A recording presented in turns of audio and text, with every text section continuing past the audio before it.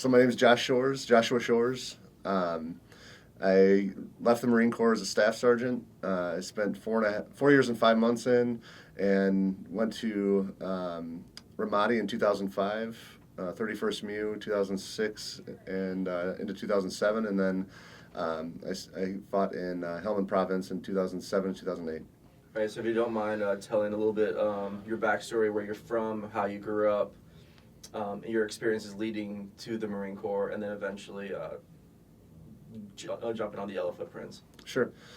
So I grew up in western Wisconsin, small town. My dad was a Marine, and my mom's side of the family, a lot of Marines serving there, brothers, and family's always been in the military. My grandpa and great grandpa were Army in World War I and II. So it's just something I felt like I wanted to do. Always knew I wanted to do. Growing up was, standard, 80s child, childhood. It's good. So didn't really have a rough upbringing that led me to do the Marine Corps or anything like that. I just knew I wanted to do it. So I graduated high school early. I knew I wanted to do it, so I planned my credits to be made up in time so I could leave. I think I graduated high school in January of 2004, and then went to boot camp, came back from boot camp and got my diploma with the rest of my graduating class, and then was off to School of Infantry. So that's... What was 9/11 like for you? You would have been, what, 11 or 12? 15. Oh, 15, okay. Yep, and I remember that very well, and I'll tell you why. But so I was sitting it was an industrial graphics class. We watched the first plane hit. The TVs came on, and so we're sitting in class, and we're like, well, it's crazy, a plane hit one of the towers, and we were watching it live when it hit the second one, and it's like, okay, something's not right. And the day progressed, and it was obviously a terrible day. And at the time, I had been, I was 15 at the time, and so I had, being 15, girls in my mind all the time. And there was a girl that I had been wanting to date in the school, and I said, wow, what a terrible day.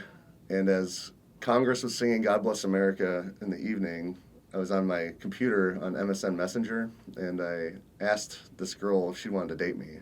And we're now celebrating our 20-year marriage in October. So we've been together since we were 15, since September 11th. So I thought, what a shitty day. Let's make something good of it and see if this girl wants to date me. So asking someone out on 9/11, that is a bold move. Part of me's like, is that like terrible, un-American of me, or but I wanted to make something good of it, so. Well, so to what extent did 9/11 influence your desire to join the Marine Corps? And then, because you still had 2 to 3 years after it happened, and to what extent was the global war on terror in your mind, and were you pretty much understanding what you were getting into at that point? I don't think anyone understands what they're getting into when they join the Marine Corps and then go to combat. But in my naive brain, I knew I wanted to be a Marine, so it only made me want to do it more, and it only made me wish I was older so I could be a part of it sooner. And that's all it changed, though. I knew I was going to be a Marine before that. My dad growing up, both my parents, because they're together, and they said, we don't care what you do with life. We don't expect you to do the military. We don't expect you to do, if you wanted to go to college, they would have supported that. But I really wanted to be a Marine, and enlisted Marine, and infantry specifically. I said, if I'm going to do the Marine Corps, I want to be infantry. And so it was, 9/11 didn't really change much of that for me. It just made me more certain that I was making, that was the right path for me.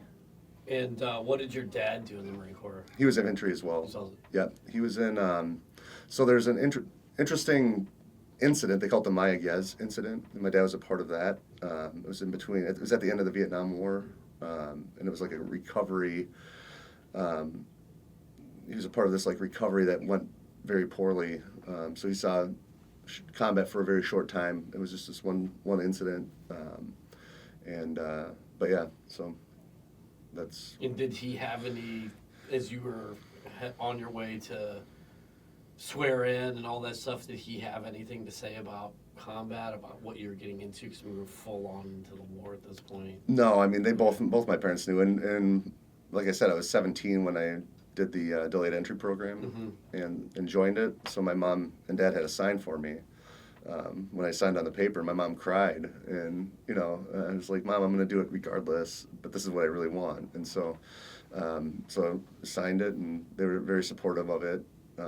My dad did his best to say, my dad, he said, it's not what you expect. It's going to be a lot different, which it was, obviously.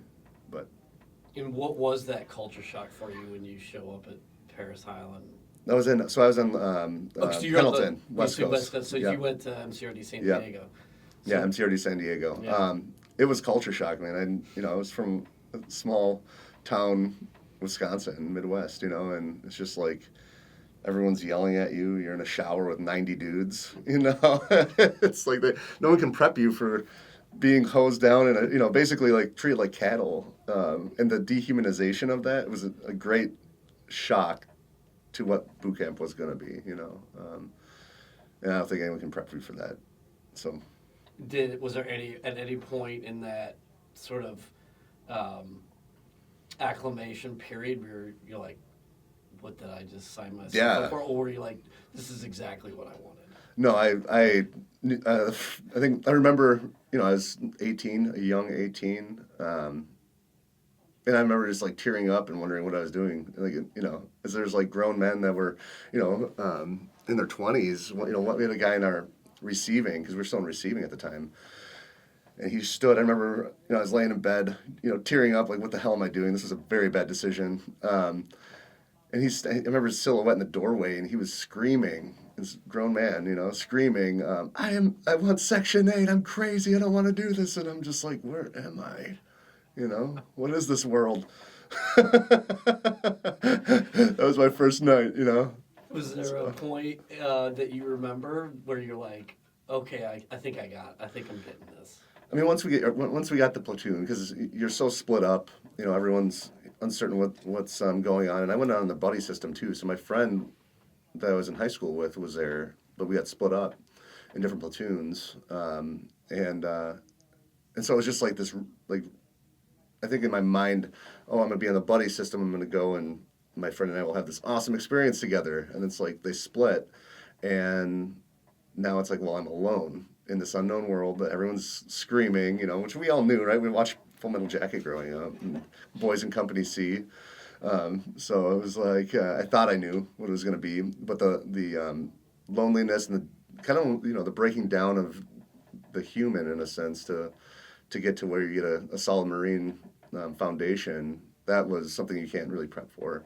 But it was after we got through that and I got to my platoon and saw some of the faces I'd be with, that was kind of like, okay, these are going to be, like, we're in this now, we're a team now. So, and that's where it felt better. So, a couple days would be the short way of saying it. So how was your experience eventually graduating boot camp, and then what did the Marine Corps do with you upon getting your Eagle Globe at anchor? Yeah, so graduating boot camp, we still had we did the Crucible, and that was a very emotional time for me to get the EGA on the top of that, and it was a really emotional time. I was very proud. Did your family come out for a family day and all that stuff? Yeah. What was your dad's reaction? My dad was tearing up. My mom too. Everyone was very proud. I have younger siblings, and they were there. So. And did he go through San Diego? Yep. Also. Yep. So, he hadn't been back to San Diego since he was there, and he was just telling me not much had changed. So it was just cool to have that similarity with my dad at that point. We both earned the title, and nothing would have changed otherwise. But to have that, I felt really proud of. It's something I wanted to do. Kind of the first big accomplishment of my life. Yeah. So. Did you have any boot leave, or did you go straight to? So we did boot leave, but my dad and mom were promised that when I graduated, I'd be able to go get my diploma in high school, because that was the big thing. They said, "Oh, we want to see our son walk across and get his high school diploma. If he leaves early, you guys can arrange that, correct?" And they said, "Yeah, it'll be fine."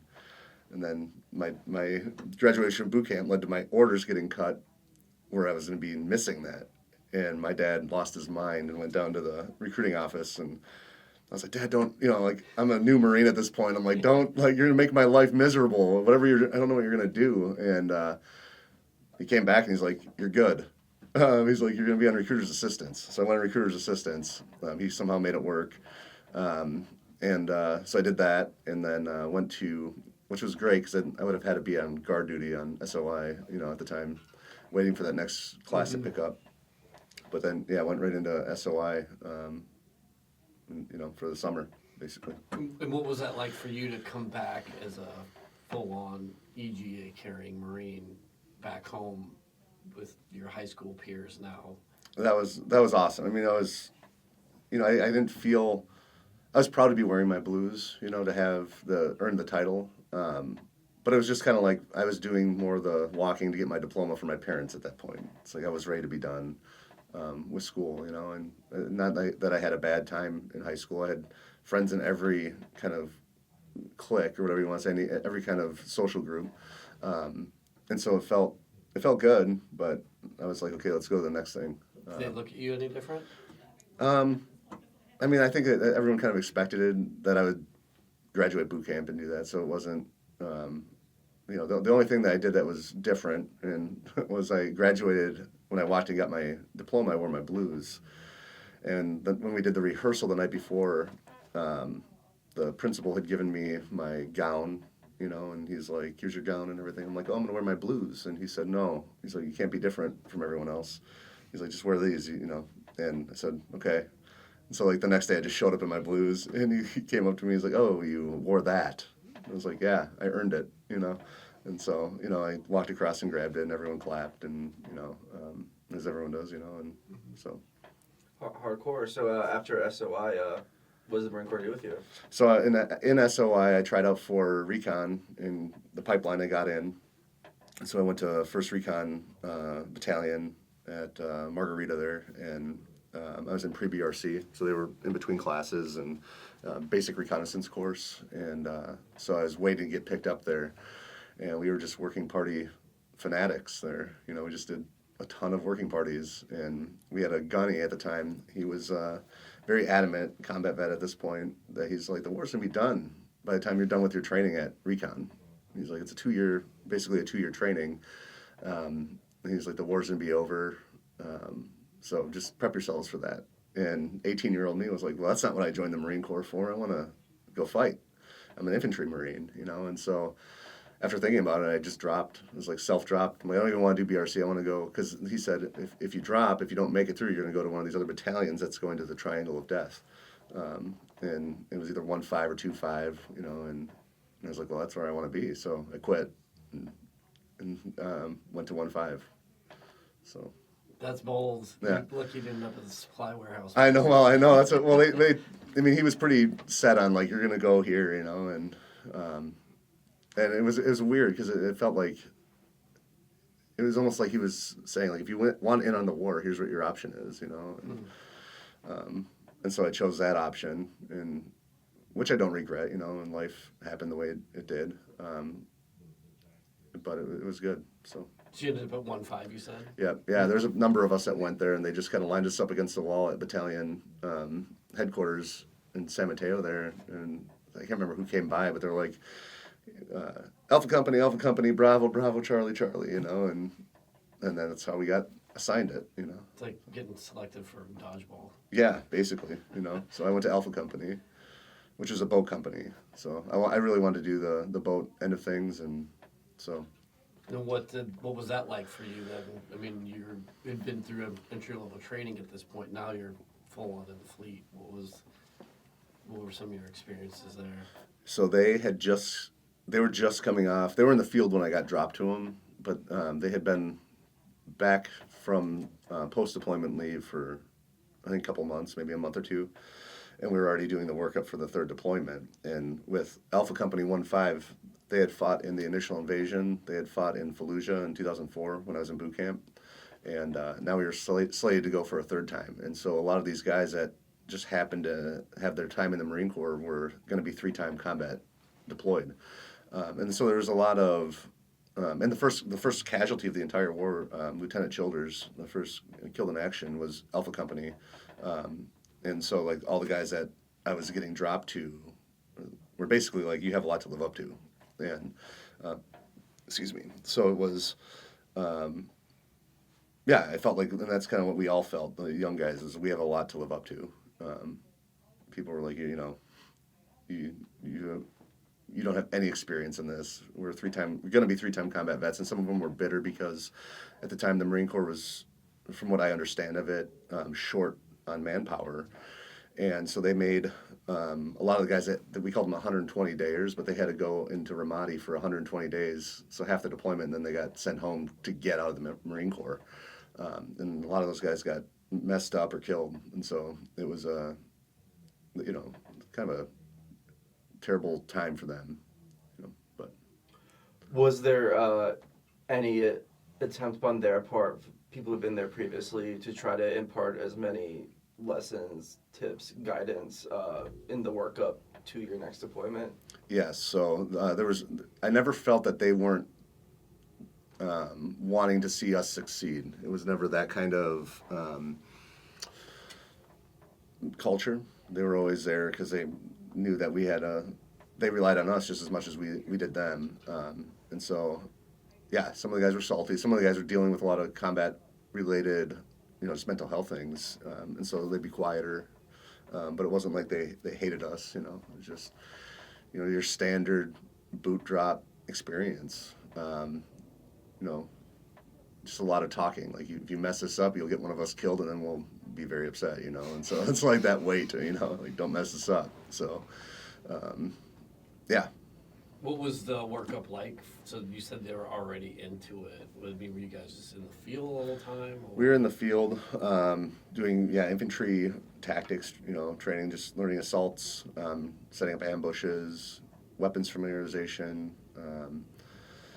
and then your standard company, battalion level exercises for, what do you call it, like a assessment to be approved to go. So a lot of 29 palms. we did 29 palms, yeah, we did range 400 and all that. It was very quick, you know, a lot of it fast. And I wrote a book called Counting on Death, and in that I kind of talk a lot about what I feel was a failure, not intentionally, but a failure by the military, at least in my experience, from how we were prepped to go to Ramadi, having had two-time combat vets in a conventional style war, and then we got dropped into Ramadi, having worked up with the plans on killing our enemy, fighting, doing all this. We get there and they say, here's some, here's candy, here's other things, you got to hand it out to kids and win hearts and minds. And it's kind of like, well, we didn't really deal with those kind of role players. Everyone was a bad guy in all of our training.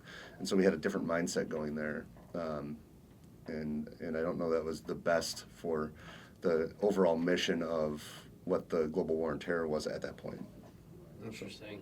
How long was the workup for you then? So you got into it. I think I got there in October. I want to say I got there in October 2004, and then we left. You know, we had pre-deployment leave over Christmas, and then we left in February. I think late January or early February of 2005. We actually, yeah, I think it was February. So. What was your initial experience, both getting over there and then boots on the ground? Was your initial time and your thoughts upon arriving? I expected it to be, I guess I expected it to be like, we're going to arrive there, we're going to go, you know, from Kuwait, get into trucks basically, and then like drive to Ramadi. You know, we took a flight there and landed in, I think it was TQ or Al Asad. And then, you know, just dusty, dry. I had an upper respiratory illness at the time, I think. And so I was, you know, trying to get over that. You know, you don't think about being sick and then going to combat. You know, it's just another thing to kind of be a thorn in your side. And but I remember just wondering what it was going to be like. Are we going to go drive into Ramadi and then it's going to be Saving Private Ryan style unloading from these vehicles? You know, I don't know. But it was quiet. It was cold at night, so it was quiet. You know, no one really wanted to fight from what we understood of it. So Were you in a fob or a outpost? As a fob, so Hurricane Point, it's right where the Euphrates breaks off, and there's a point on the westernmost part of Ramadi. That's where Alpha Company was.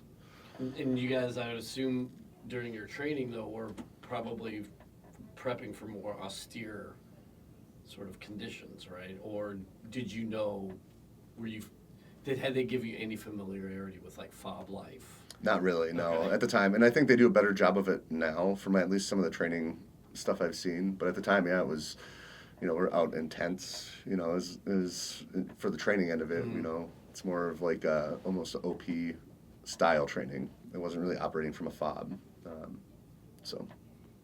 And could you describe a little bit about, like, what that sort of culture shock was? I mean, I'm assuming you had, like, large HESCO walls. You had probably the plywood barracks area. Could you describe a little bit about Yeah, so the base was, from what I understand, an old Iraqi or Iraqi army or police base. And so there was already Quonset huts set up, like cement, and with like a tin roof style. Our COC was based in it was like a full-on building, it almost looked like an office, like a government office. And so, it was like the chow hall was an actual building. Nothing was tents. We lived in actual, like, rooms, or like squad bays style. And they had a gym, everything it was pretty nice. Was it the bunk bed setup? Yep, Yeah. bunk beds. And when I arrived there, I'm very tall. And so I took a top bunk, and there was like the footer had the bars on it, and I couldn't fit on it, so I took a bolt cutter and cut the rods off so my feet could hang off the edge, But we had we had showers that were very very rarely warm, and what we did is we rotated 4 days at patrolling, 4 days out patrolling, then we do 4 days out going to the government center, which was the Ambar main government center for citizens to come to with issues or anything they needed, and we would stay there and do posts for 4 days, and so there we had more. It was just like, well, first we had mattresses that had been shared by Marines for years at that point, and our gunny made us burn them all, which was a bummer because they were comfortable, and then we had to sleep on cots, which I don't fit on. So that's what we slept on at the government center, was just cots, and we didn't have running water for the first few months there, so everything was bottled, and we had a Vietnam-style toilet, we used to call it, but it was just the 55-gallon drum, a third of it cut, and then you'd wait till it get filled to the brim, and then you'd have to drag it out and burn it. So. Do you remember your first patrolling mission at all, and how it went? I think one of my first ones. We were just in the marketplace, and it was a culture shock for just being in Iraq. It's a lot of people. It's a heavily populated, dense area, and so people had all their food and their stands out that they were selling, and you see flies all over all the meat, and people trying to wave them off. It's like, damn, I wouldn't eat that. It was weird. There's sewage that had overflowed in the city, and would overflow every night because the terrorists at some point had destroyed the sewer system, and so it just always overflowed. So it smelled terrible, this black, like death water, basically, and you'd have to walk through it, and yeah. What were you guys briefed on sort of the enemy situation at that point? So we were relieving 2nd Battalion, 5th Marines, and they had been in heavy fighting earlier that year, but it had been kind of quiet. So the guy that I was on post with that was kind of doing our turnover, he said it's cold, no one's really fighting right now. And it was true. I mean, it was pretty quiet for the first month. And they just said the terrorists aren't out right now. So. And what was that like for you to sort of, the American Marine in particular mindset is you fight until the enemy is defeated. Mm-hmm. Now we're getting into an environment where there are, no kidding, fighting seasons. Yeah.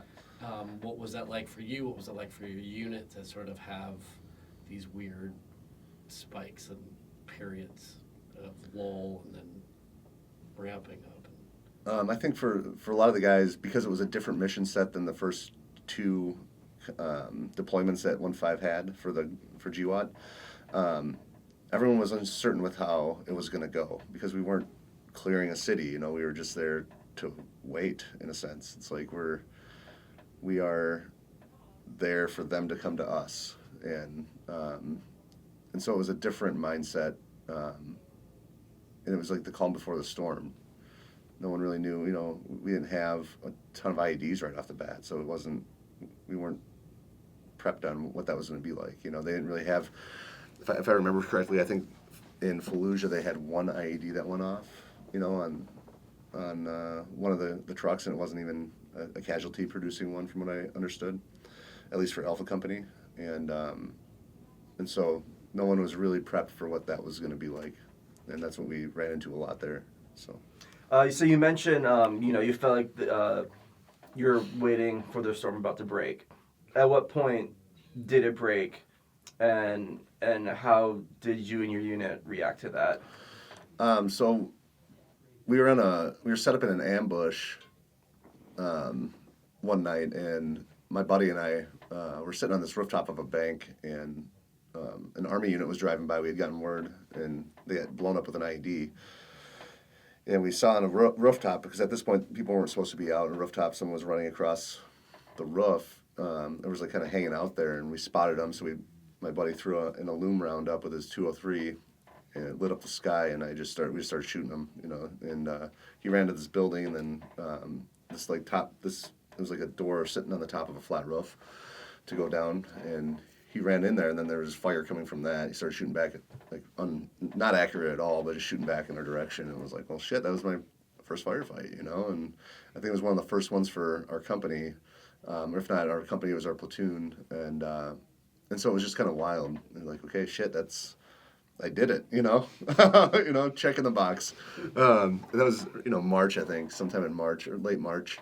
And then after that, we had been at the government center when another platoon was in a firefight. And I remember seeing the tracers. You know, I went up to the roof to support, and it was finishing up at that point. Because at the government center, they would attack, you know, pretty often. And but it almost looked like a Star Wars movie. You know, it was like red going this way and green coming this way, and it's like, this is kind of crazy. You know, it was just surreal. But when it like really changed was April 1st. There's a video out there, or April 5th, early April. We had an intersection that one of the companies was sitting on their post. I think it was Bravo companies, and they got blown up with a massive IED. It was a VBID, a vehicle-borne IED. And luckily no Marines got killed, but some of them got blown off their bunks, and injuries from like shoulder being dislocated, from what I remember, and like concussions and stuff like that. But that's when it kind of changed, because I was coming out of the command post, the COC, and I just remember feeling the overpressure. It was just like, woof, and everything like lifted, and that was, you know, a mile or half mile away, and it was a massive explosion. And so I'm like, okay, this is it, you know. So. Yeah, did things really tick up then at that point? Yeah, April just got hot, you know, and that's when we started getting more firefights.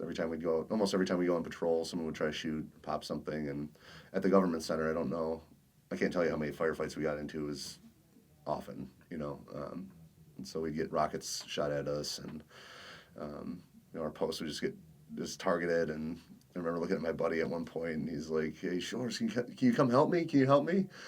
He's getting heavy fire, and I looked at his post from mine. Mine was a sandbag, small one, and he had this concrete post, and it was just getting eaten up by bullets, you know. And it's like, this is wild, you know. You could hear him snapping and cracking across the top, and so, yeah, it's like, this is war, you know. What were some of the enemy tactics that y'all were picking up on that they were using repeatedly, either ranging from, you know, complex ambushes to IEDs? Like, what was some of the most common things that you'd have to deal with? By far, it was IEDs. Just the use of the ambush in the sense of an IED. And they started, when I first got there, I feel like they were still kind of using the garage door openers and egg timers, but then they started moving to the more advanced ones, like cell phone called-in ones, where they could, you know, we couldn't jam them the same way. And so yeah, it was definitely that. And then there was a guy going around that we had, I think 4th Platoon ended up catching later on the deployment, but it was a lot of sniper ambushes where someone would pull up in a car, shoot, and then just like drive off, or they'd be set up somewhere and hit one of our guys. So a lot of that, and then just full on assaults on the government center. Just more harassing fire. It's not like we had lines of people coming, but there were a few times where a team, 4 or 5 guys would try to assault it, and we'd kill them. So. And then what were the atmospherics? Did that change as well? You mentioned sort of patrolling through the souk and marketplace area. Was there any sense that the locals were happy to have you guys there, or was there always sort of a tension that you could sort of feel? Sometimes it would feel, people would bring you chai, and welcome you into their house if we were there. It's like, well, we're going there regardless, but they would be okay and try to be accommodating. And other people would be frustrating. They'd say, no Alibaba, Ramadi, It's like, really? There's no bad guys here? Because he just killed a couple of our friends, But yeah, it was just hit or miss. I'd say it was, at that point, we were the 3rd unit, Marine unit there, and I think people were growing tired of it. So. Was there ever a shift, like as you started to have more quote-unquote sort of successful engagements at trading the enemy and those sorts of things? Did you see people become more supportive, or was the violence actually weighing them sort of away from supporting you guys? They weren't, I never felt like it was like good thing America's here, and some of the people that were supporting us, like through our life at the government center or life on Hurricane Point. I remember a time there was a guy, I can't remember what his job was, but he was affiliated with us working at the government center, and they, at one point, they're like, where is he? And his head was found, I think it was in town, or it was dropped off at the government center by someone, so people were risking their lives to associate with us, just trying to live a life, so yeah, I don't know, I never really felt it was shifting to better. And then during our ramping up to leave, it was August, we started hearing fighting in the city that wasn't with any Marine units, and that's when the Sunni and Shiites were starting to fight on the governmental end of things, trying to get voting and things established. So there was infighting there. Did you guys work with any Iraqis? Did you partner with them at all? They have an army unit or police? Yeah, the Iraqi police units were at the Iraqi police station, which was right next door to the government center, and we'd be on post with them. They weren't disciplined at all, really. And it was interesting because it's like, where are all the Iraqi police today? They're not showing up to work. And then we get a massive attack, So we kind of started figuring it out, just like out on town. When you'd go out on town, if everyone's shop was closed, it's like, we're going to get attacked, we're going to get in a fight. And we would. And then same thing at the government center, when the police wouldn't show up, then like, we're going to get attacked, or like 2 guys would show up.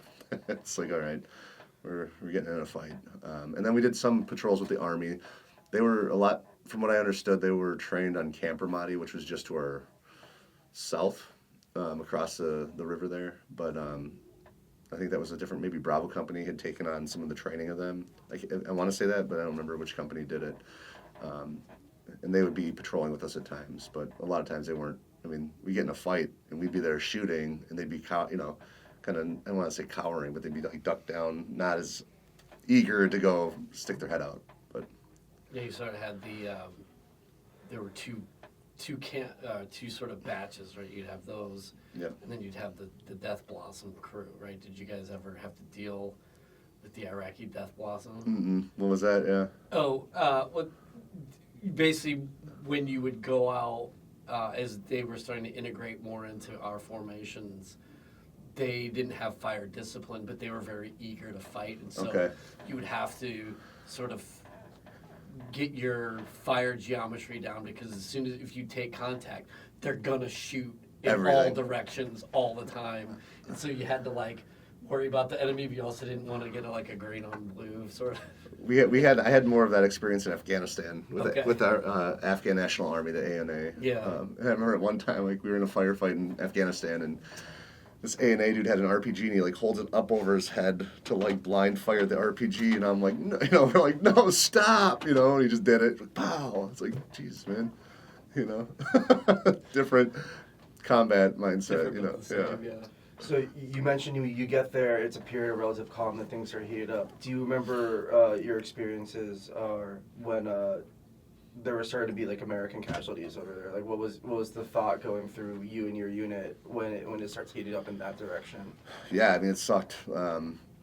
It's like it got real, and I remember talking to our battalion commander. We sat down with our battalion commander, and he was giving us our brief before we even left, and he's like, not everyone's going to come home from this. And, naive 18-year-old at the time, or 19, I just turned 19. I was like, we're Marines, and we're really good at our job. So having heard what happened, it's like, yeah, maybe not everyone will come home, but it won't be that bad.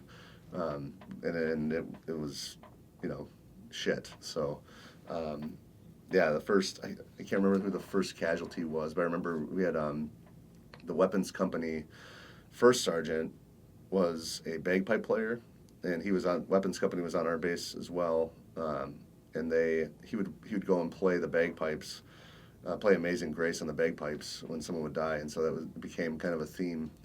Like when you'd hear that, it's like, fuck, someone's dead, and they'd shut down the phone centers for 24 hours, and so you knew something was going on, before we even found out who it was. So yeah, a very sobering and just depressing situation, Was there any particular missions during your time at Ramadi that really stood out to you? I mean, there's a number of them, and we got blown up on April 20th and lost two of the guys in my truck. It was Canan and Mortensen were their last names, and the night before that we got blown up, like 11 hours before that, and one of my other 120 days I talked about lost his toes in the same vehicle, and so it was just like those two, April 19th and then April 20th, losing almost my entire fire team. Our squad went down to like 5 of us at that point, with people getting shifted around and everything, and it was like at that point, like, when's my time? So, and that's when the war kind of changed, and our mindset started changing, and we weren't as patient with people, and yeah, we were just fodder, is how it felt. It's like, what is our mission here? So, what was your thoughts and assessments of apologize the enemy? Was there a begrudging respect? Was it blind hatred? What was, especially, was there ever incidents where you interacted with a captured one, and like what was your, just explain that to me. Yeah, it was hatred. At first it was like, okay, I'm gonna give, it's like they're trying to kill us and all this, and then we start seeing the cowardly ways that they were fighting us, and it was like, no, like, be a man, like, let's fight. Instead they would pay college kids to go push a trigger after someone had set an IED in, basically, and so it felt not fair. It was frustrating, and we hated it. I hated it, and I guess I got tired of hearing people say there's no bad guys here. It's like, okay, well, we just got shot at like 5 minutes ago, and so we lost patience with people in that sense. And I remember having like a first terrorist that was trying to shoot at us. We went into a mosque, got approval to go into a mosque. That's where they had retreated to after we got in this fight, and they had NVGs, AKs, everything in the mosque, and ammo, everything.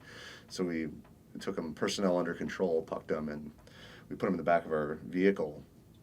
We had sandbags over their head, and I think we ran out of sandbags. We had put empty water boxes so we could get them back to base, and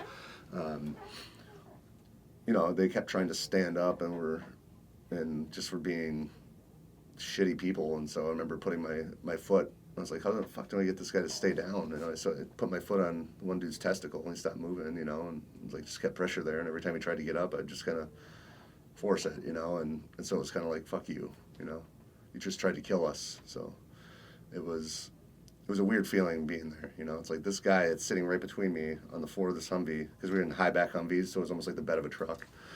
And we had and I should talk about this too, but it was like farmer armor, so it was welded, like, I don't know, a 1/4 inch or 1/8 inch steel plating that was nothing but more shrapnel when we got blown up, but it's the best we could do for bullets and stuff like that.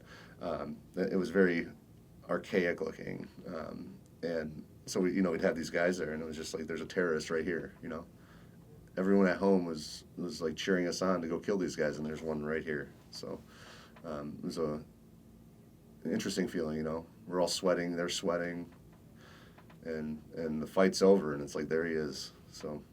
Did you guys have linguists with you? Yeah, we had some interpreters and everything, and they usually were around more of our lieutenant and our platoon sergeant, but yeah, they were there. So.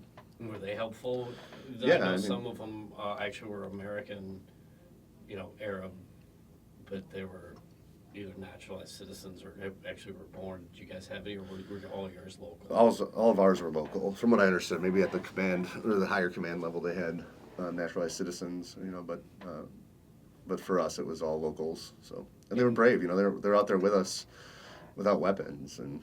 Could they help you with atmospherics? Did they give you guys any feedback on things that they were seeing? No, I mean, not that I remember. Okay. Our one interpreter that was in Afghanistan with us, he was an awesome guy. And, I remember at one point, we were the first units that they had been associated with. And they had seen, because the British, when we were in Afghanistan, the British would drive by, they'd get in contact, and even the army, and they would just continue their patrol. But like, we'd stop and go kill the enemy, right, the Taliban. And I remember after our first time going into the town and doing our fight, the interpreter came to me that evening. He's like, "Hey, do you think I could get like a gun if we go back into town like that?" And I was carrying a sight, I had a 9mm, and I'd probably get totally against policy, but I was like, "Yeah, you can take this," because I was like, this dude was there with us and like on my ass as we're going clearing rooms, and I was like, I can't blame him for wanting something, and so I let him carry my handgun from time to time, just because it's like, I mean, that's the least I could expect for someone, And then that was before there was much blue on blue or whatever that would be called.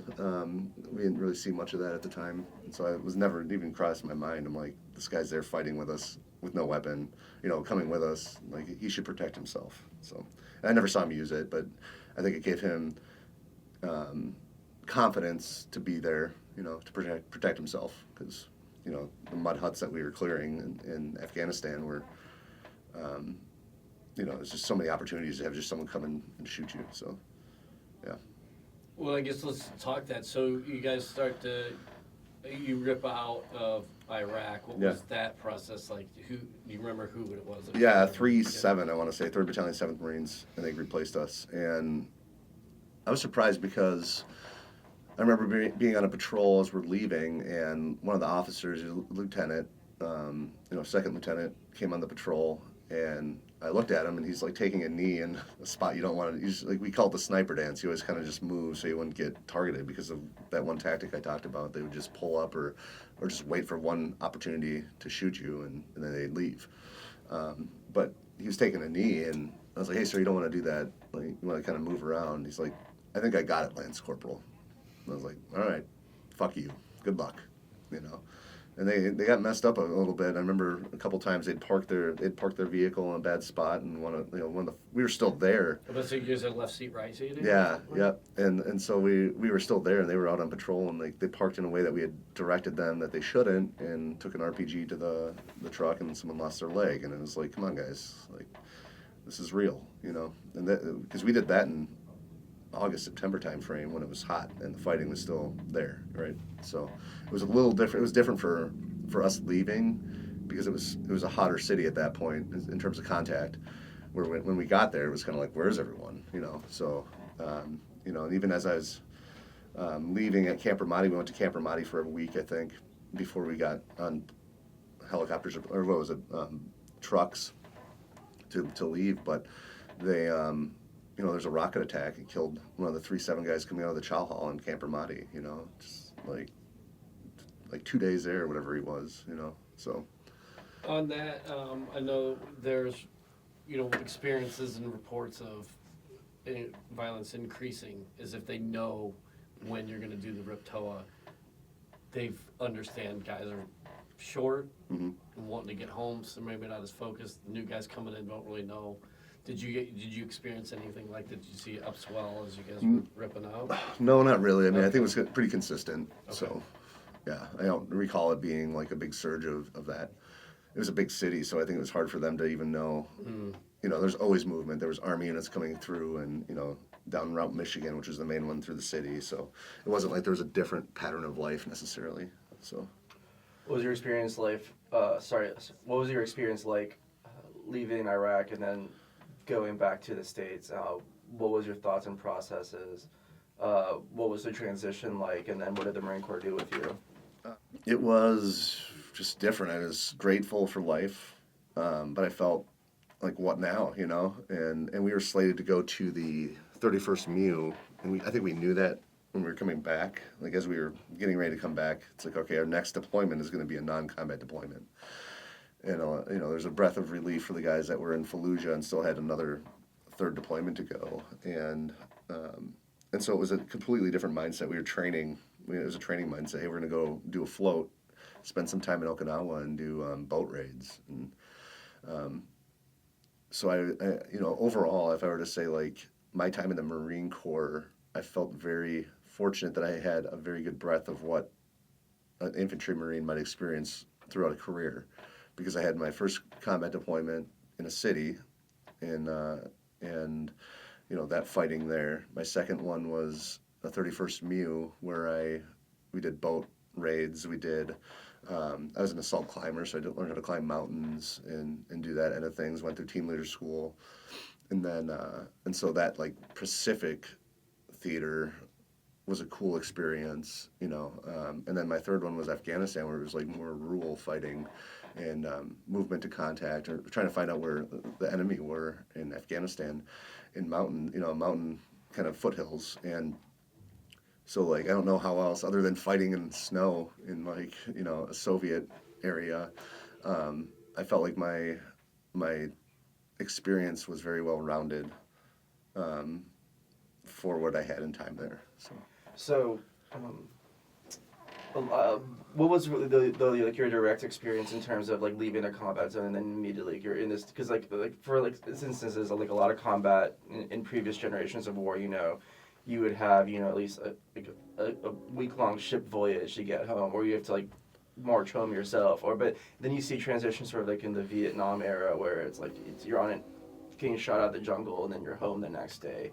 Was that really a factor for you at all, or was there any issue transitioning from a combat zone to home front? Like, what were your thoughts on that?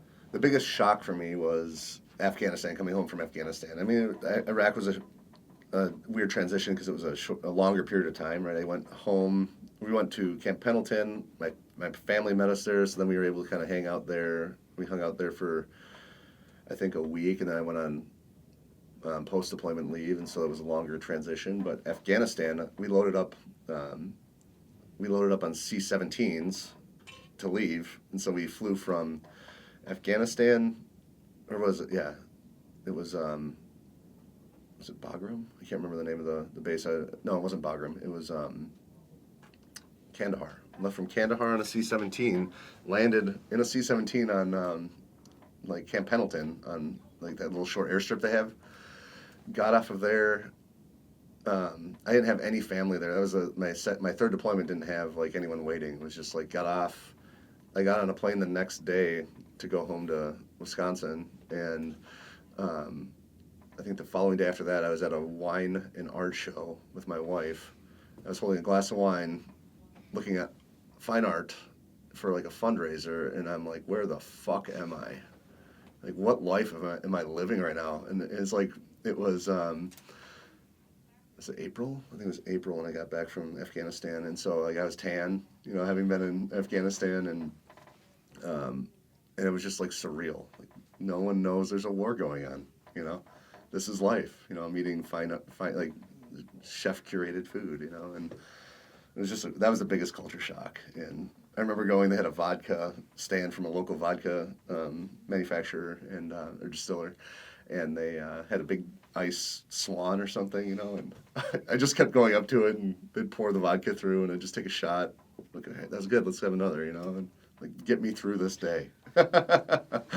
So let's switch gears then towards your Afghanistan deployment. What was the workup like for that?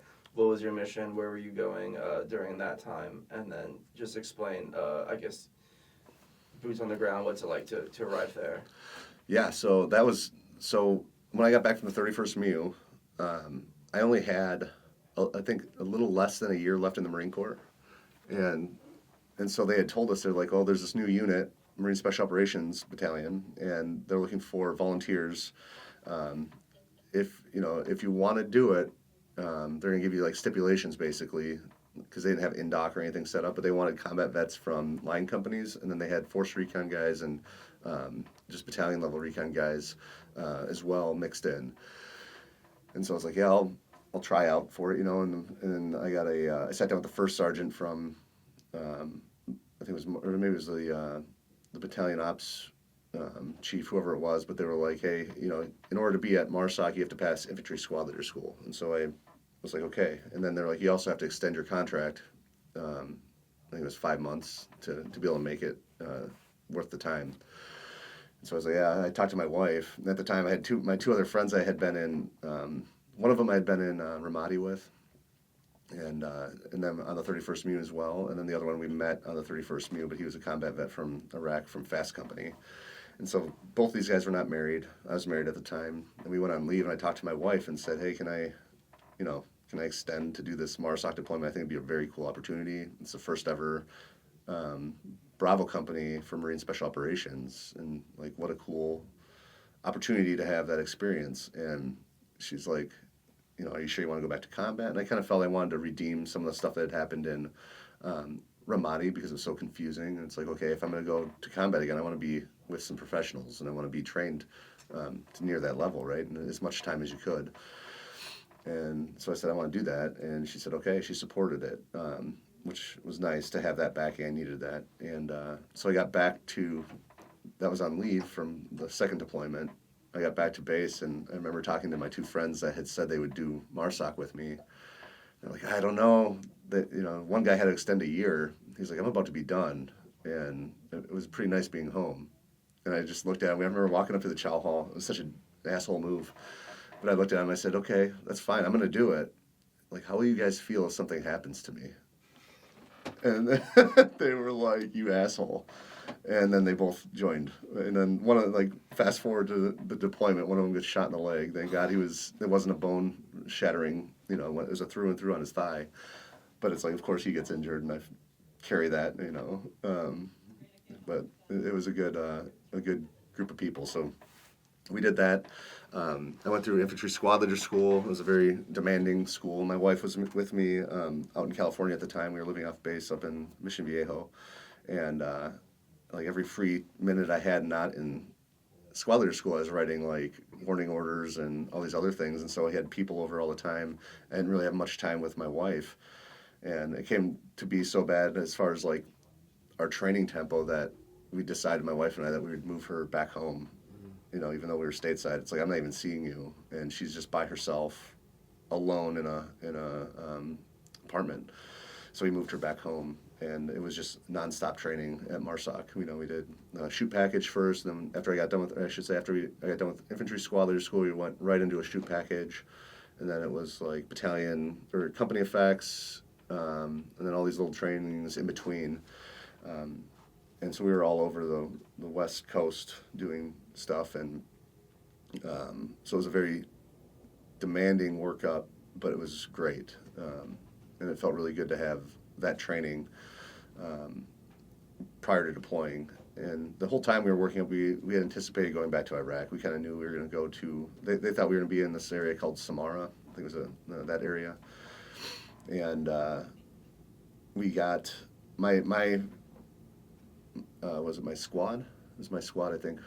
My squad and some headquarters guys got tasked with doing a foreign internal defense training, FID, in the Philippines. And so we did a month-long training for the police, their DEA equivalent, their FBI equivalent, and their special forces in the Philippines. And we did a month-long training package where we started them out doing range work.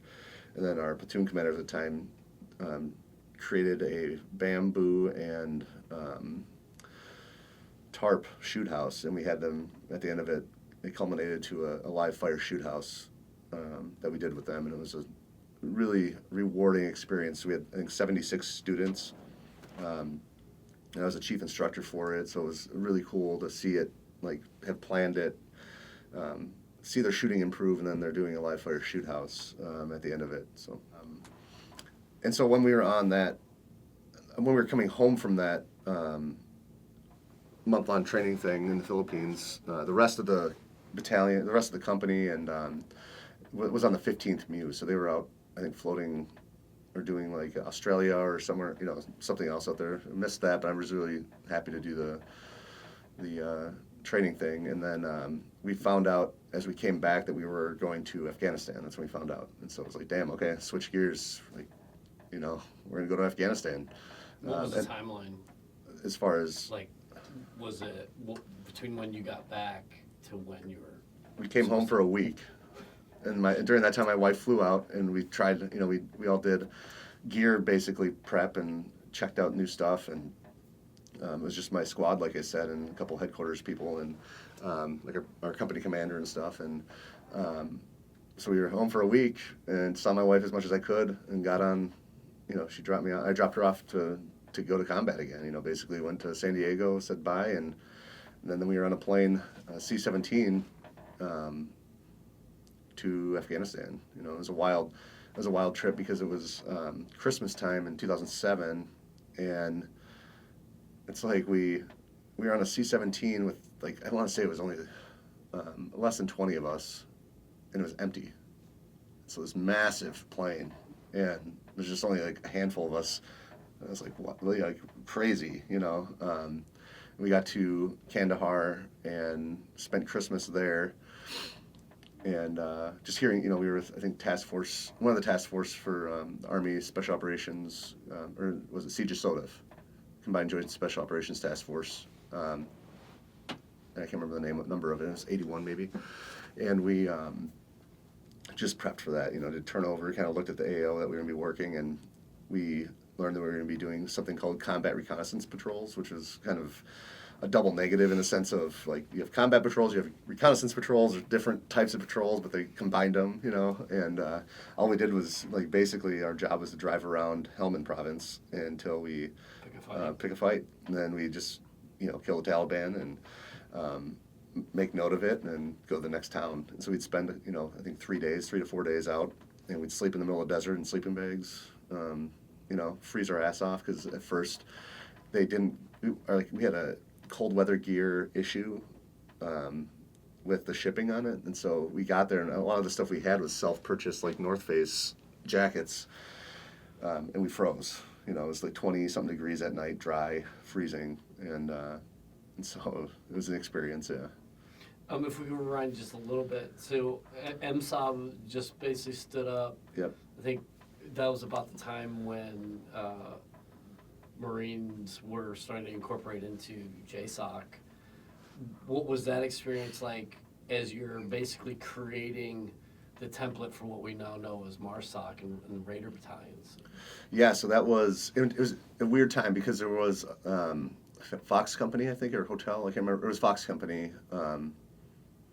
had a very high-profile contact that they were in Afghanistan as I was going through, like, infantry squad leader school, I think. And it was all over the news, and there were guys getting investigated for killings, and it started off with, like, we don't know if MARSOC's really going to be a thing, because it was already a bad time for it, in a sense. And so we didn't think we'd be seeing combat. Like, at one point they're like, you're not going to a combat zone. They won't let you go, because of this other stuff happening. And so it was a lot of uncertainty, but I never felt, I felt a little bit, there was a little bit of, like, coming there from a line company and having like some of the recon guys there. It was interesting because the older force and recon guys that had been combat were very kind, very welcoming. But it was a lot of the younger, like, I'm a recon guy that didn't deploy yet. You know, a lot of those guys that treated some of us like shit. And it pissed a lot of us off because we had just been fighting in Ramadi and to be, like, not welcomed or not treated with the same respect that we had just given anyone that was a Marine, you know. It was off-putting. But for the most part, it went well. And a lot of the leadership in our platoon, second platoon, had been combat veterans, but we had young guys. I mean, their first deployment was with MARSOC, and so they were it was like, we would just tell them, like, you're very fortunate to have the training that you're having. I wish I would have had this kind of training going to Ramadi, and so we made it known, like, you know, it wasn't like we're better than you, but it's like, take this and appreciate what you're getting, because it's a very unique circumstance. And so they were young as well going into it, but it was almost for the better in a sense, because they were more open to the training and didn't have as much of a chip on their shoulder. So, what about institutionally? Is you're sort of learning about how to do a special operations workup? Were you guys, like, for example, were you going to any schools, or were there any part of your team you're like, we don't need this, but it's sort of a requirement for another special operations team, so we're just going to take that in? Or was the training really focused and well thought out and enabling? Like, was it a good use of time to your workup, or were you still just sort of trying to figure out what is it to be part of JSOC? I felt like it was a good prep, and especially having just come out of infantry squad leader school and seeing what, like, prepping for, you know, hip pocket classes and just, like, how to prep for your Marines for everything. I felt they did a good job. I mean, we went through it was like a modified SEER school. It was a week long, you know, and hired a group of people to come out, and we got, you know, slapped around and put bags on our heads, and you know, so having, like, those little experiences, you know, weapons familiarization with a bunch of different platforms, shooting from vehicles, that kind of stuff, it was very good, especially given that, like, we are out living in the desert. You know, it's like you don't know what you might need to come across, you know, what tool you might need to come across to help you with your mission. You know, if it's, you know, using a civilian vehicle or using something else, you know, identifying, you know, the way that they communicate on radios and stuff like that. So I felt like they did a very good job. And there was a lot of support too. We had some Green Berets coming and helping with some of the training, and SEALs. So it was a lot of, like, this is cool, you guys are this. And I never felt with any of the other branches that they were not welcoming. And even at one point, I mean, we had trouble getting heavy weapons when we first arrived in Afghanistan. Like, there was an issue with how those were going to get there, because we were just a Marine unit dropped onto a British FOB surrounded by a Green Beret team.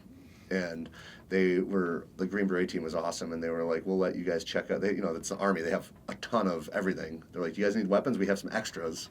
And so they checked them out to us, and we were able to put those on our gun trucks as our up guns. They're Army, you know, 50s and Mark 19s. So your experience from Ramadi is you get there in sort of a quiet period that amps up. What was it like going to Afghanistan? Was it like hitting the ground running? And do you recall your first experience dealing with the enemy in any capacity in Afghanistan? Yeah, Afghanistan, it was like a completely different mindset. I was more on the lookout, having been blown up, you know, a number of times in Ramadi with IEDs. That was like my biggest fear, you know, and just because I knew the power of them, and they hadn't really seen many of them at that point. And in fact, our platoon, and I want to say our company, never even saw one IED. And we drove through Sangin back then. We were, you know, it was wild to not have that experience. So that was my biggest concern. And it's funny because, like, I felt comfortable with my guys to fight. And so that wasn't anything that ever concerned me. It's like, we're going to mess up whoever we come across. But if they're going to fight like cowards, that's where I was more concerned. And we didn't. You know, I will say the Taliban were great fighters. And I had a lot of respect for them when I was there. Like we were bracketed with mortars one time, and we were intercepting their communications. So, we heard the point of origin, the POO, whatever it is, for the mortar. It's like, okay, there's a mortar coming, and it landed. And then our SSgt team picked up the signals and said, all right, they're bracketing, they're gonna adjust fire. And then the next mortar went further, and it's like, okay, they're getting in there. And then we find out at the time, some old dude came walking up to us, and we took warning shots at him because he's just like walking across the desert near this like really tall like overlook of the green zone, this valley, and I think we called it the green zone, but just outside of Sangin. And he comes up there. It's like, where the hell did this old man come from? And he's just walking, kind of uncertain. So I took a couple warning shots at him. He just kept walking, and his feet. It's like, well, he doesn't have anything, so let's go talk to him, And he's blind. And someone had sent him up there, and the guy's like, the old man said, we are standing on a minefield from when the Russians were there. And so there was like anti-tank mines all over this hill that we had been walking on. And so then he walks away, and that's when we start getting mortared. It's like, okay, well, he was probably up there to tell us that, but also to count how many of us were up there and see our locations, whatever. And we get hit with an ambush. It was like an RPG-initiated quick spat, and so there we are. We're like, shit, they're mortaring us. We got in that fight, and now we have to move our vehicles off this area that's a minefield apparently. So we were under fire, and I'm walking in front of my vehicle looking for like prongs sticking out, and luckily nothing happened. Like we walked through, ground guiding a vehicle through during a firefight, a minefield, and on top of that, the week before I had twisted my ankle, so I had like a big wrap on my ankle, and I was like hobbling. Like, this is, of course it would happen, right? I'm either sick or like somehow stupidly injured. And so we get off that, and it was like a couple weeks later, maybe a month later, the other platoon, first platoon, said, hey, we're going to go up on this spot and check out, this area on the map. And we said, don't go up there. It's a minefield. And they're like, you guys are up there, you're fine. Well, they go up there, and thank God no one got hurt, but they were backing up one of the Humvees to reposition it and hit a mine. It blew up the back of the Humvee. The driver was fine. And they had to drop a 500-pound bomb on the Humvee because it was just totaled, and we didn't have a wrecking crew or anything. It was in the middle of the desert. So sure enough, there were mines up there, It was a wild experience, So was the enemy TTPs a more like direct engagement, and how many, how large were the teams were they working with? They had like fire team to squad size elements at times, and a lot of times they were just controlling.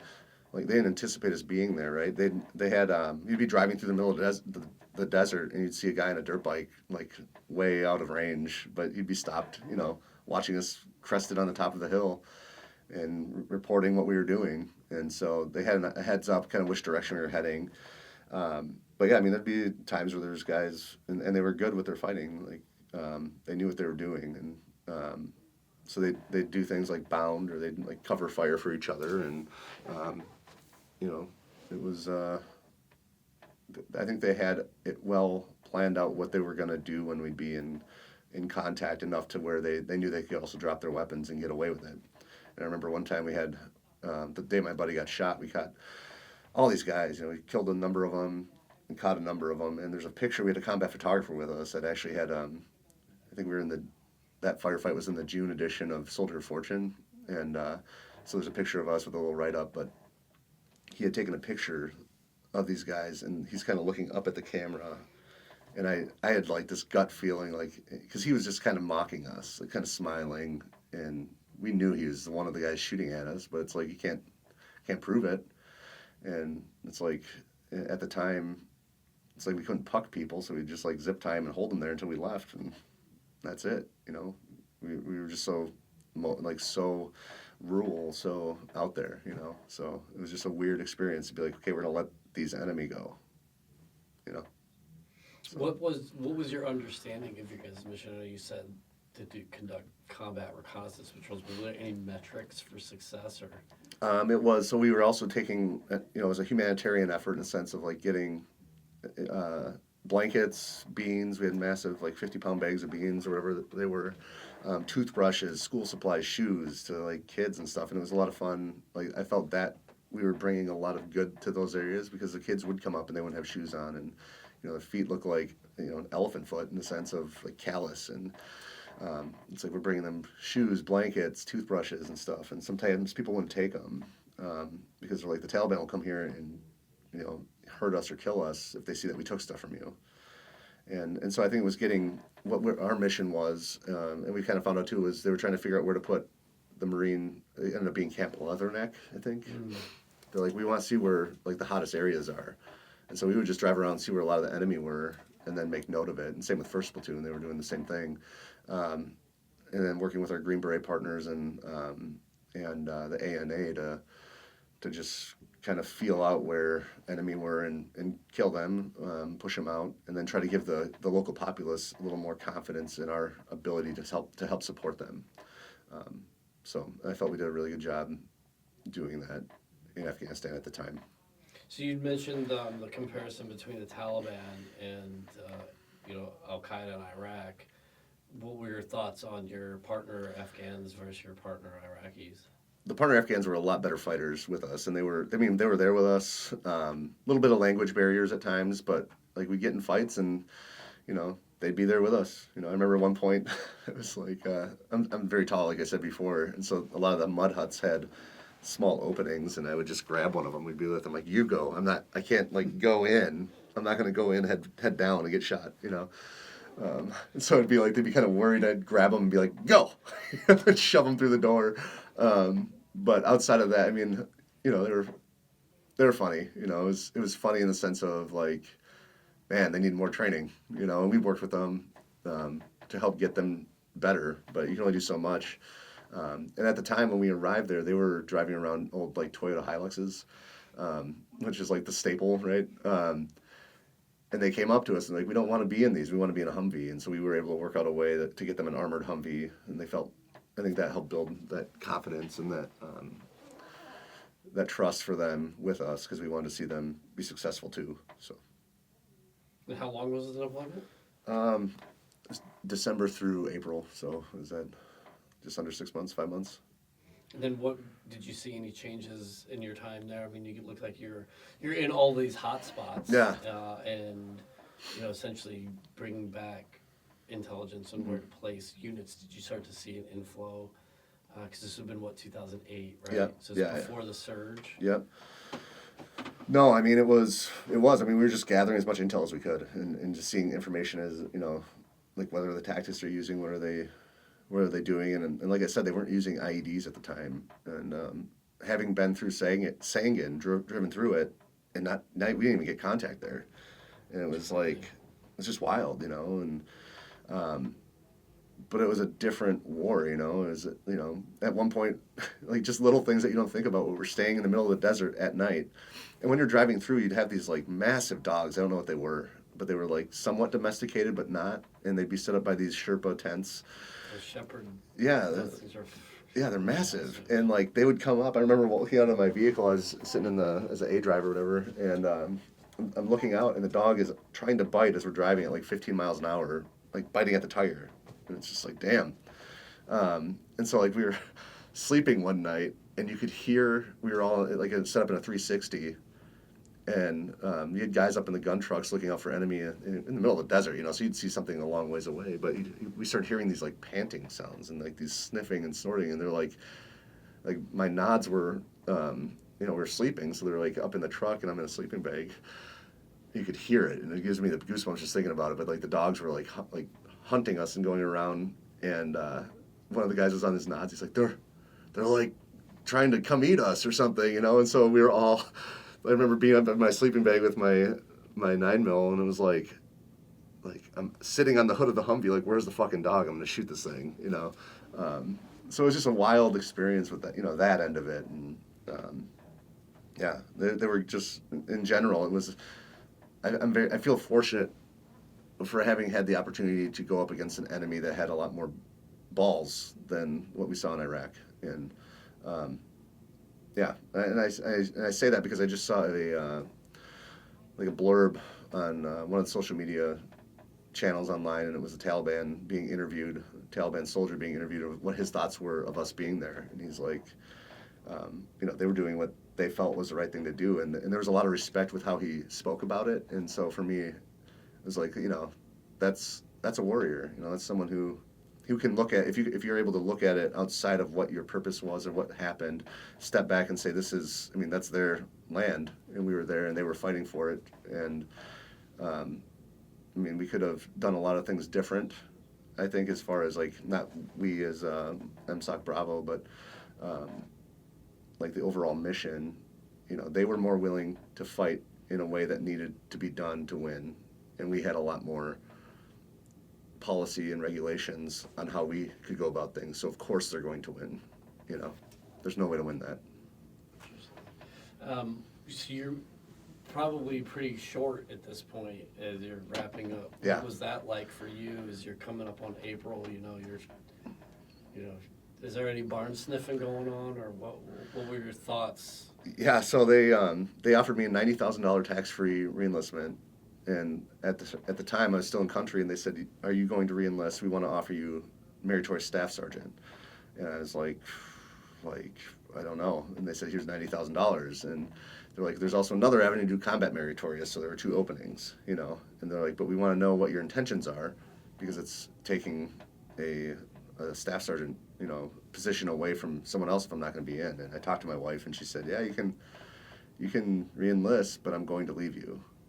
And I said, "That's just, it's understandable, especially at MARSOC, because it's like knowing what that workup was, it's not going to be any better, And so I thought about it, and with all my, like, I don't want to say close calls, but yeah, I had a lot of close calls, and it's like, is it worth it? What do I want to do with life? And I thought about it, and I wanted to stay married to my wife, and so I left. And it was I was sad leaving, because I knew I was where I wanted to be, as far as like in the Marine Corps. I wanted to be at MARSOC, and I knew that, and it felt a little bit like I had internal conflict with, like, am I a coward for leaving? Like, I feel like I'm weak. I should stay here. What am I going to do that's ever going to be like this, again? And what am I going to do with all, I'm just throwing away all this knowledge, experience. And so I felt guilty for leaving, and ashamed in a sense, so. So you mentioned earlier you leave Afghanistan and you have the surreal experience of being in an art museum, coming home and transitioning, beginning your. It was an art show, yeah. Art show. Yep. Even better. Yeah. What do you do after you leave the Marine Corps, and then at what point do you feel like you needed to reevaluate experience because you published your book, Counting on Death? Yeah, so I got out. I went to school for my associates as soon as I got out. Used the GI Bill, and it was in the middle of the recession. It was like 2008. And so, from the beginning of it, and then went into the recession. And so when I graduated with my associates, I went to get my associates in business.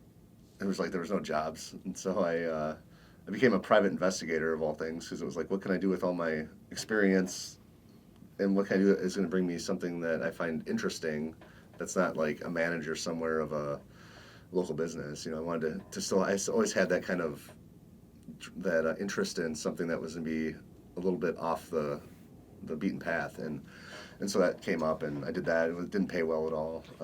Was there any interesting PI stories that you could throw at us? I was doing insurance investigation for. So it wasn't like a troubled husband? No, it was. But But I did find myself still in my camis and hiding in a tree line to get surveillance footage of a guy that was lying about an injury, and so it was fun in that sense, and following them, covertly, and filming them covertly. It was fun, but the things they don't talk about, and I remember feeling like Ace Ventura in the Rhino in a van, because it was like blazing hot in the middle of summer, and you can't just leave your car running because it's weird, so you have everything cracked, and you're in this, felt like I felt like that, and, people don't talk about the not glorious things of being a PI, which is peeing in bottles, and if you have to go to the bathroom, I was shitting in a ice cream bucket that was lined with kitty litter, because you can't leave, you're paid to be there, And so like you just have to be prepped for it, and it's the non-glorious.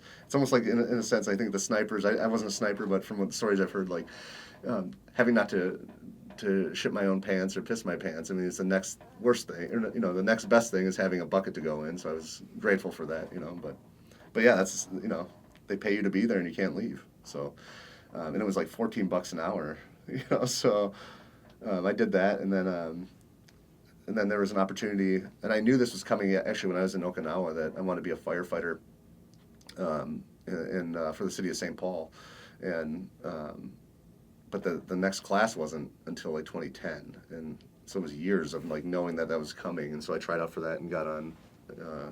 And was a firefighter for 7.5 years at St. Paul. So at what point do you feel compelled to write Counting on Death? So I started writing Counting on Death back in 2009 after I started my therapy at the VA, and I admitted, it wasn't an inpatient, but I was like, I need to get help, and I was suicidal and just feeling like trash, like what was my purpose, and my brother-in-law had passed away in a car accident after I got out, and having been together as a family, in a sense, like my family and my wife's family, like our brothers were best friends, and so it was a big shock to that, and my rock of a wife was now a shell because her brother had just died, and so there was no support anywhere, and for either of us, you know, we couldn't support each other with either of our traumas, and so I went to the VA and started a program there, and they wanted me to do cognitive therapy. I can't remember what it's called, but they wanted me to handwrite everything, and I just didn't have, like, I started handwriting and to process things, and it was too much for me. It was like too daunting, and so I started typing, and I just started running with whatever was coming out, and I had this document that was a very rough edition of Counting on Death, and I let it sit for years. You know, I didn't decide to publish this until last summer, so summer of 2024, after falling in love with reading in the last like 10 years. Read a lot of just self-help books, and then like interesting history, and then I was like, I'm gonna start doing Marine war history, because for a long time I stayed away from it, and I didn't want to put myself in a bad spot. But through reading things like With the Old Breed and Helmet for My Pillow and some of the other Vietnam memoirs that are out there, I was like, there's a lot of similarity to the things, right? And so I said, let me go look back and see what my story, you know, reads like, and maybe I'll try to publish it to share the story of us, you know. And it was a big thing for me was I didn't want to come off as someone seeking like recognition just for like look what I did. But it's like there's a lot of stuff that we did that we could learn from and pass along for future generations of warriors, and I hope that's my goal with it, is to be able to have young Marines or Marines in leadership roles, or you know, and not just Marines but soldiers, anyone, like read our story and say, okay, like it was confusing and there's a lot that could be done better, and hopefully some of the things that happened could be not revisited, you know. Yeah. Your war. Looking back on your experiences, what are your thoughts on not only your personal involvement in those two wars, but also just the wars as themselves, as it's been some years since then? Yeah, Iraq, I don't know what we were doing there. We gave it up to, you know, we left Ramadi and gave it to the enemy, and ISIS took it over in 2012, I think. Just slaughtered tons of people. It's like, why were we there? You know, and I don't know that, you know, Saddam's regime would have had that happen. So it's like, what did we do? That's, I think, a lot of us, after talking through it a lot of times with guys we were serving with, it's like, I don't know. We learned a lot of what not to do, I think, as a country. And now reading a book called Conflict that General Petraeus had co-authored, it's kind of like, wow, a lot of the stuff that I'm reading at right now with the Vietnam War is like, how did we not learn from that? You know, it's almost the exact same timeline in a sense. So, yeah, in Afghanistan, I think our hands were tied to be able to get rid of an enemy that is fighting for a way of life and an ideology over, it's not like a land battle like Ukraine is right now. It's like there's an ideology that you're fighting, and I don't know how you fight that without complete obliteration of someone that subscribes to that ideology. So I don't really know why we took that on either. I mean, we were attacked in September 11th, and obviously we should address that, but I don't know how that looks, and I think it's tough just reflecting on it and having written the book and reflecting on some of the things that I looked at in there is, like, I don't think, like, there, where's that line of being an effective combatant and winning versus just conducting atrocities in combat, and how do you go about that being a civilized nation? Are we capable, like the question I have is, are we capable as a nation to conduct war in the way that needs to be done to win? Because war is the most brutal and inhumane thing to do, and if you feel that that's necessary, like, the rules almost put a obstacle in the way of success, in a sense. Like, I'm not vouching for murder or some of the sexual crimes that you hear happening from, like, some of the Russians and other things like that. But it's like, where's that line of winning through brutal means? And if you're willing to send a country and send people to go fight and kill other human beings, you have to go to a dark place to do that. And that's just my own reflections on it. And I just ask, are we ready for that as a nation? Or are we too concerned about how people will think about that? And if that's the case, then we shouldn't be participating in war.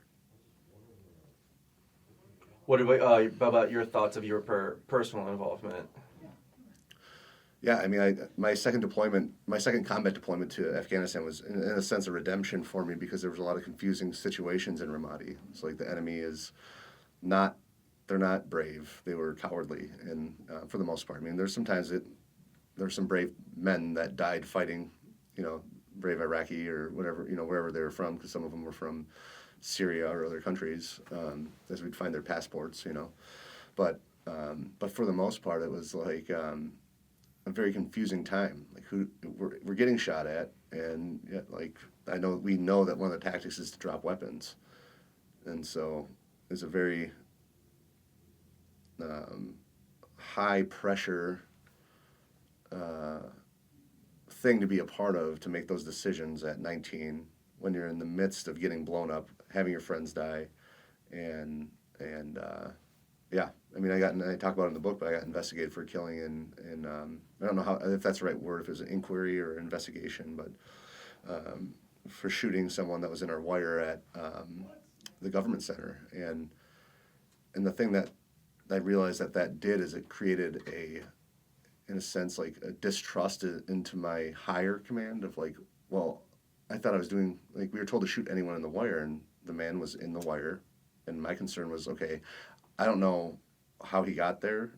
It was a weird positioning of it, but, like, what if he planted something? What if something happened? What if he's going to hurt more of my guys, and we're allowed to kill him right now? I'm going to kill him right now because there's plenty of signage, like, there's wire, he shouldn't be there. And then to be investigated on that, or to be, talked to about that, was like, well, how am I supposed to fight this war then? So it was very confusing. Like, my biggest thing was, like, wars was confusing in Iraq. So do you have any sort of lingering resentment from your higher ups? No, I think we were all put in very impossible places. I think there wasn't a cure. We were on the hunt for Zarqawi. We were on the hunt for specific people, all while getting blown up by other people and shot at and everything. And it's like, all while trying to win hearts and minds. And it's like, well, we can't do that the way we're fighting. And I think the other thing, just reflecting on it, is I think it was a bit of a failure, not necessarily on individuals or on, like, my command structure, but in the way that things were gone about with bringing guys who were in the initial invasion, fighting a conventional war, Fallujah, where they were told, like, get out or you're considered an enemy, that type of war. In my opinion, it would have been the best thing to do would have been to not let any of those guys deploy again. because now you're completely changing the way that we're going to do war for this third deployment, and you're putting guys who are used to like no holds barred, like true fighting in a position now where it's without much time to decompress and train. You're putting them in a position where it's like, no, don't do all of that, but you still have to do some of it. And that mindset is a completely different one. Like you'd have to drop fresh people in a sense to accomplish that mission successfully.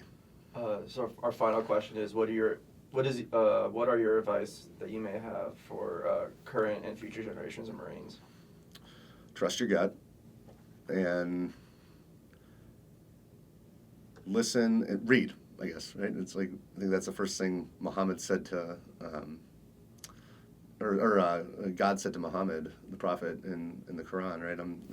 I've read a lot of religious books, but it's like read, and I think there is something from there. The most important thing you can do is educate yourself for what, previous experiences, theories as to what could be to come, and just educate yourself. Trust your gut and educate yourself, because I think had I done that as a young Marine, I don't know if I would have made some of the same decisions, knowing the weight of what that does, the weight that bears on someone that has a similar situation. So that's my 2 bits of advice.